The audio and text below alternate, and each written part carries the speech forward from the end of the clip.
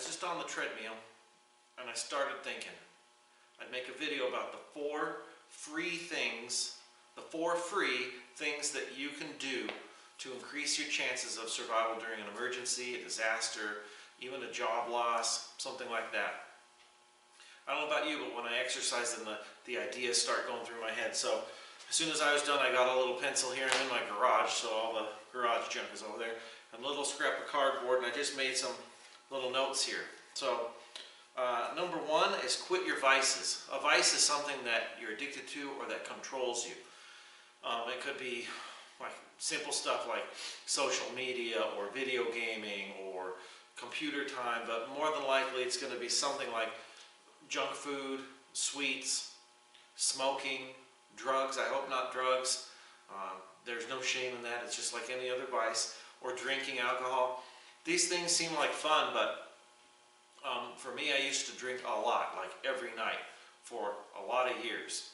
And so one of the things that got me to stop was to think about what happens in the middle of the night if the smoke alarm goes off, or if there's an earthquake, or if there's a burglar, and you wake up and you're drunk or at least somewhat impaired. How are you going to be an asset? You're not. You're going to be a liability. And you're going to see coming through the list, that's going to be a theme here, is it being an asset versus being a liability. Smoking is, of course, bad for you, but it's also expensive. Cigarettes are really expensive. When I was a kid, they were like $2. Now in the state I live, they're $6, $7. That's a lot of money you're wasting, and a lot of money you're going to waste down the line on healthcare expenses. So quit your vices. You shouldn't be controlled by anything, except love for your family, and for God, I guess. Number two is get to know your neighbors. A lot of people, what do they say? We're more connected than ever, but we're more lonely than ever because everybody's on their computer and their Facebook, all these things, but they don't know their neighbors. Get to know your neighbors. They could be really cool. You could have, like around here, I know that there's a doctor, there's a nurse, there's college professors, there's really smart, talented people that not only you can be an asset to, but they can be an asset to you in times of disaster or in even normal times. I've asked my college professor neighbor lots of times about financial advice, about life advice. The neighbors around me mostly are older than me, so they've lived longer than me. They've lived more experiences, so they're good just to tap in just for advice on life. But also you can be an asset. If you're younger than your neighbors, I know that I can go, if there's a windstorm or an ice storm, a snowstorm like we're having now, and the tree should branch fall on my neighbor's car, something like that, I can take my chainsaw, I can go help him out. I can shovel his walkway. We can all help each other out, so get to know your neighbors. It's free. And we also do like dinners with our neighbors. They come to our house, we go to their house, that kind of stuff. It's fun. Number three is exercise. Now, sure, it costs money to get equipment, but you do not need equipment. I had a treadmill, and then it broke. It was really old and it wore out. So this treadmill here, we bought that for $75 at a garage sale. But until we found that, I think it broke in like the end of spring, early summer. And I just started walking in the neighborhood. And then I just kept watching the garage sale listings, and boom, one of them listed there's a treadmill.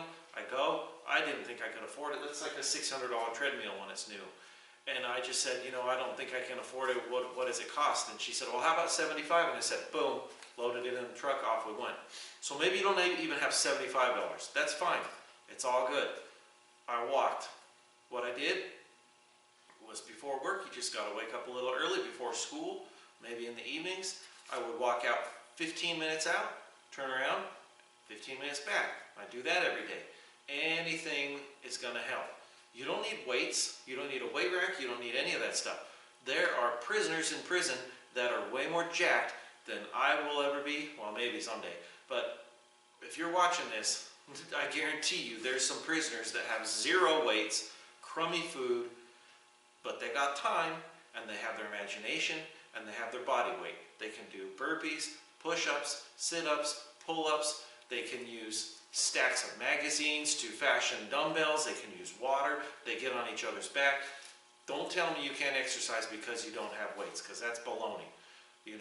For any veterans that's watching, when you're in basic training, You guys, I don't know if you do, but I assume, because I've watched a lot of Full Metal Jacket, that there wasn't sick gyms. There might be, I don't know, but I'm assuming there's a lot of running and calisthenics, stretching, push-ups, sit-ups, burpees, all sorts of other ridiculous stuff that you're doing.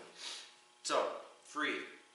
Along with that is, and number one, also kind of combined together, junk food. Junk food and feeding your body properly. A lot of times you'll find that you're going to save money when you stop eating out and when you eat fresher, cleaner, more nutritious stuff. So again, be an asset, not only to your community, but to your future self, right? Do you want to be 60 and dying or 60 and still running good? The last one is learning free things. Come on, the internet is right there. If you don't have the internet, you can go to the library and get the internet. There's no reason not to know stuff. When I was young, there was no internet. I mean, maybe there was, but I didn't have it. So you had to actually go to the library and look up books and stuff. Now we have more information than probably any humans had in history right in our phones. We don't even need a computer. You just go to your phone. Any question you want to ask, you're going to find the answer to it. So you can learn anything from, homesteading, gardening, first aid, all sorts of crazy stuff. Not let alone on YouTube. Come on, there's so much stuff you can learn for free. There's classes you can take for free.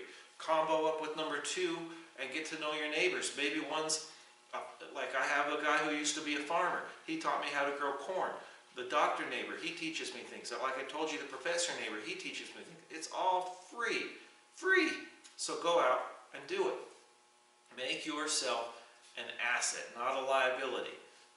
All right, so those are the 4 free things, free, F-R-E-E things that you can do to increase your chances of survival in an emergency, a financial crisis, a job loss, any of those things. These 4 things are going to help. So anyway, thanks for watching, guys.